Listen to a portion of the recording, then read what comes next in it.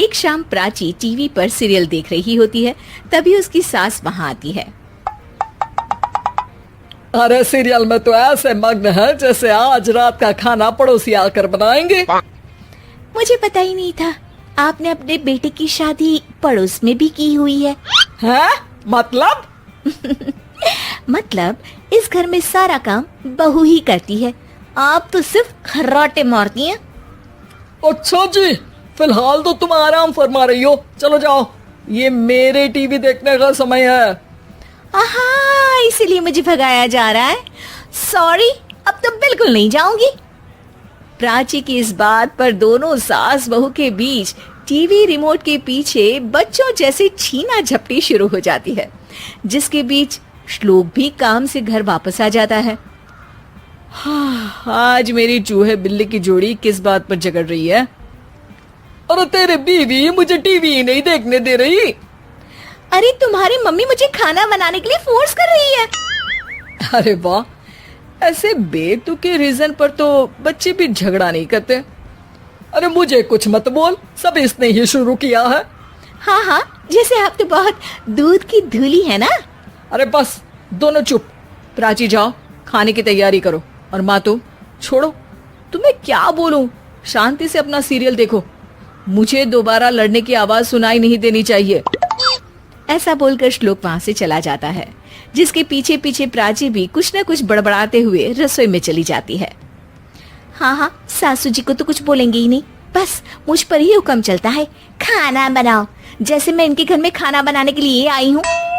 इसी तरह शाम बीतती है और रात को श्लोक और प्राची की सास खाना खाकर सोने चले जाते हैं, लेकिन प्राची गुस्से में कुछ खाए बिना काम में ही लगी रहती है। इस घर में किसी को घंटा फिक्र नहीं पड़ता, मैं खाऊं या भूखी रहूं। प्राची कुछ देर के लिए रसोई से बाहर जाती है और जैसे ही वापस आती है तो वहां दूध का भरा ग्लास देखकर हैरान रह जाती है। फिक्र पूरी है, बस दिखाना नहीं है। प्राची दूध पीकर सोने चली जाती है और अगली सुबह एक बार फिर सास बहू का कार्टून नेटवर्क स्टार्ट हो जाता है।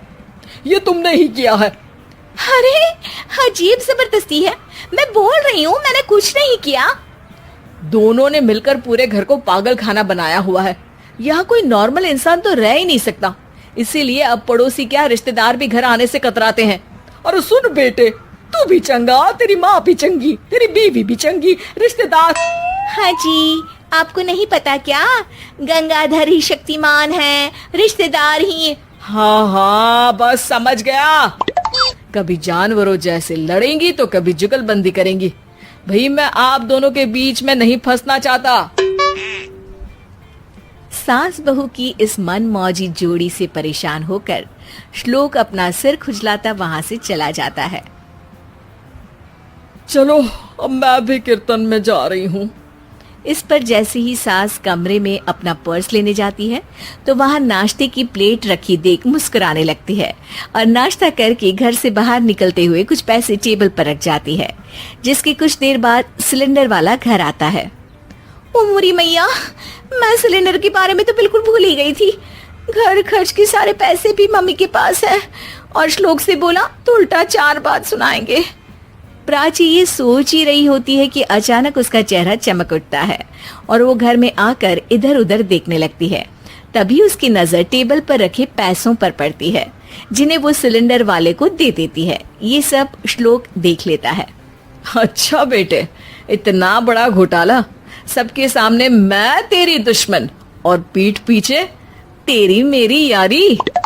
इस पर श्लोक एक प्लान बनाता है और शाम को सब एक साथ बैठे होने पर बोलने लगता है। माँ, तुम दोनों की बहुत लड़ाई होती है, इसलिए मैं सोच रहा हूँ कि प्राची को उसके घर छोड़ाऊं, इससे वो भी खुश रहेगी और तुम भी। अचानक श्लोक की ये बात सुनकर सास बहू शौक से उसकी तरफ देखती है। अरे ऐसे कैसे घर छोड़ाओगे, मुझे कहीं नहीं जाना। अरे तुमने बोला नहीं पर मैंने सुन लिया, तुम्हें मम्मी के साथ रहना अच्छा नहीं लगता, मुझे पता है। अरे वो, अरे जब बहू खुद कुछ काम बोले तो वो तुझे सुनता नहीं, और अब जो इसने बोला ही नहीं वो तू समझ गया। जब उसे नहीं जाना तो फिर जबरदस्ती क्यों कर रहा है? अच्छा, फिर आपको मौसी के घर छोड़ाता हूँ, बस अब आप दोनों एक घर में एक छत के नीचे नहीं रह सकती। मैं इस टॉम एंड जेरी की जोड़ी को और नहीं झेल सकता। है? ऐसे कैसे नहीं रह सकते? तुम्हें इतनी दिक्कत है तो तुम्हारा बोरिया बिस्तर पैक कर देती हूँ, लेकिन मम्मी जी कहीं नहीं जाएंगी।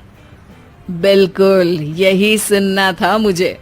अगर दोनों में इतना ही प्यार है फिर हर वक्त ये लड़ाई का नाटक क्यों करती हो?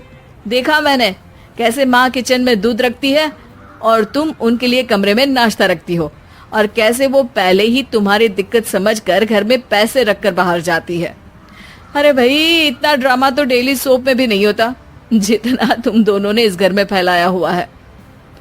तू हमें टॉम एंड जेरी बोलता है ना, तो याद कर वो दोनों भी एक दूसरे को बाहर वालों की बुरी नजर से बचाने के लिए हमेशा सबके सामने लड़ते थे, लेकिन अकेले में दिक्कत के समय मदद भी तो करते थे।